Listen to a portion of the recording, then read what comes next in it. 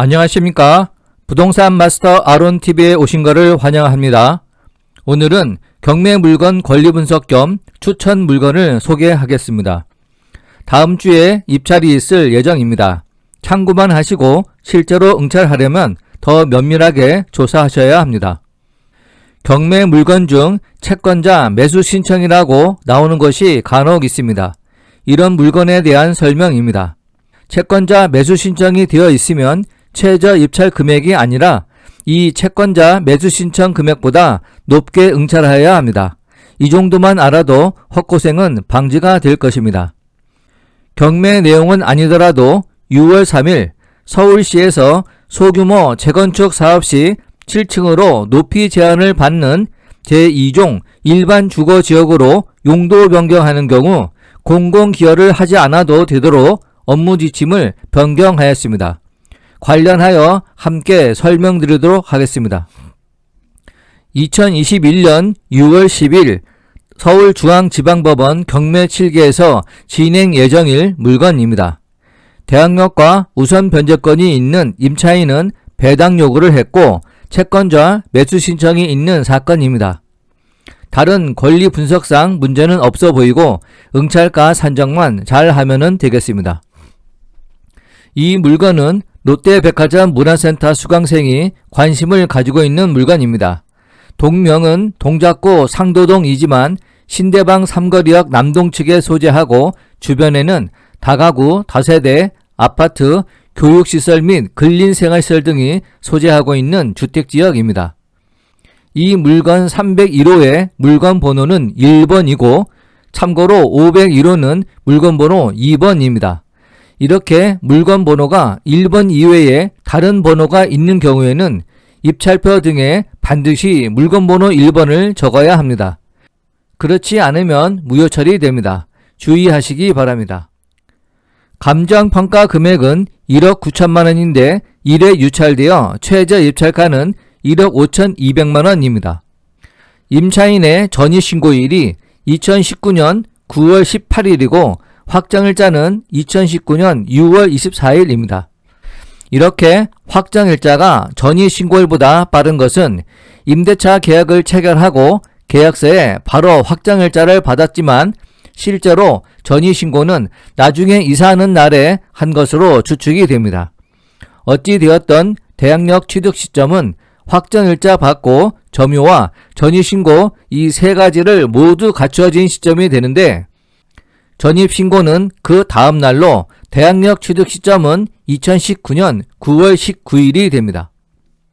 말소 기준 권리는 2019년 11월 19일 오땡윤의 근저당권 설정일로 임차인은 대항력과 우선 변제권이 있으며 다행히 배당 요구하였습니다. 하지만 만약 임차인이 전액을 배당받지 못하면 배당받지 못한 금액에 대해서는 낙찰인에게 대항할 수 있습니다. 이런 점을 감안하여서 응찰하여야 합니다. 그런데 경매 신청한 채권자보다 앞선 임차인의 보증금 1억 6천만 원보다 최저 입찰 금액이 1억 5,200만 원으로 더 적습니다. 이런 경우 낙찰자가 임차인의 보증금 일부를 인수해야 하는데 경매법원에서는 무잉여로 경매를 취소할 수 있습니다.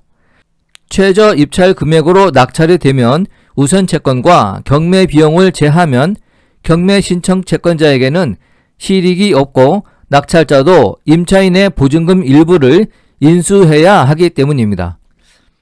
이런 이유로 2021년 5월 11일 법원은 경매 신청 채권자에게 잉여가 있을 금액으로 매수 신청하지 않으면 무잉여로 경매 취소한다는 취지의 통지문을 발송하였고 5월 14일 채권자 오땡유는 매수 신청서를 법원에 제출했습니다.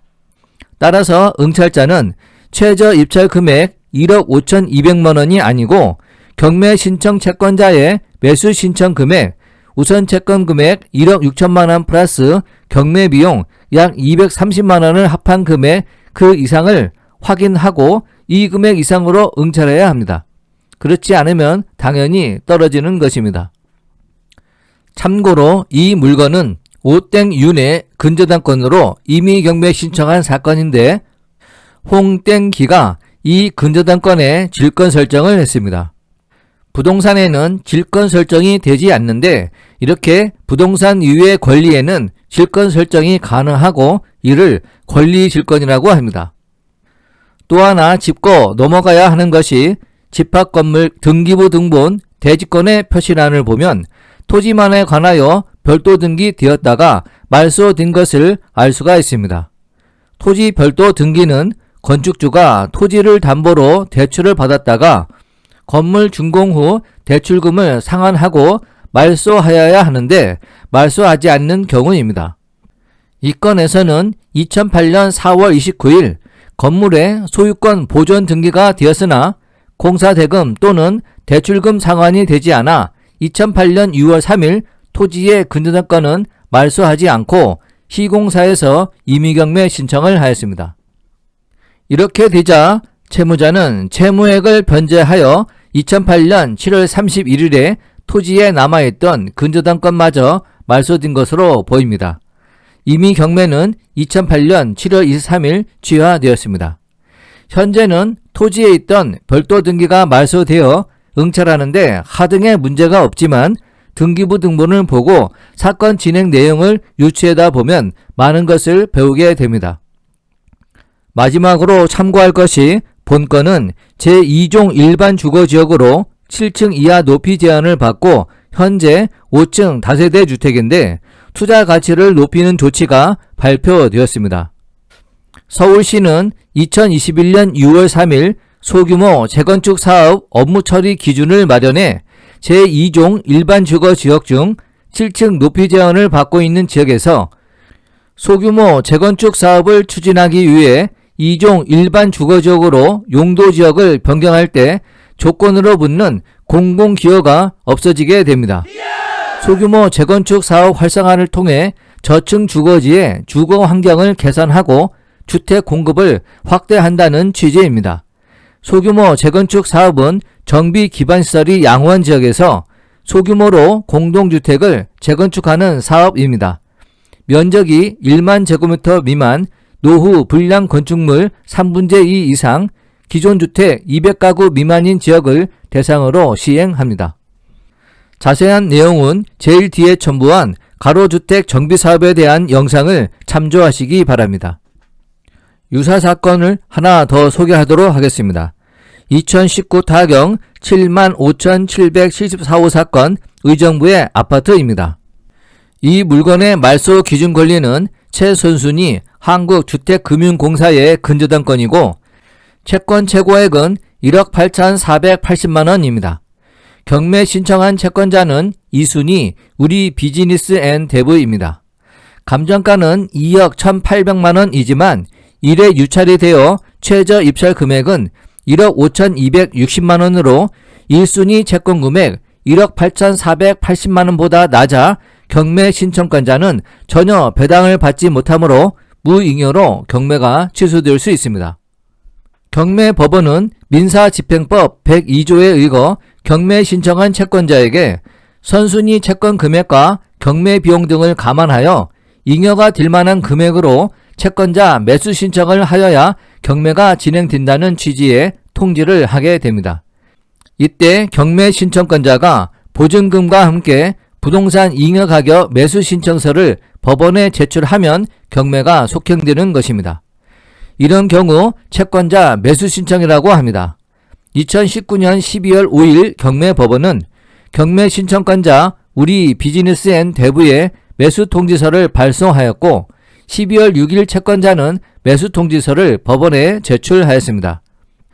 따라서 최저 입찰가는 1억 5,260만원이지만 채권자 매수 신청 금액이 1억 8,800만원이므로 응찰자는 채권자 매수 신청 금액 이상으로 응찰해야 합니다. 그런데 이 사건에서는 17명이 응찰하여 최고가 매수 신고인은 2억 599만원에 낙찰이 되었습니다. 최고가 매수 신고 금액과 채권자 매수 신청 금액과의 차액은 1,799만원에 불과합니다.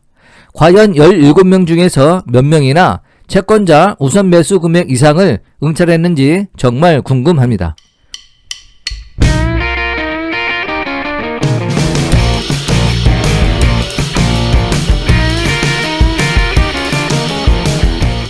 본 강좌가 유용했다면 구독과 좋아요 꾹 눌러주시고 궁금한 점은 댓글을 남겨주시기 바랍니다. 감사합니다.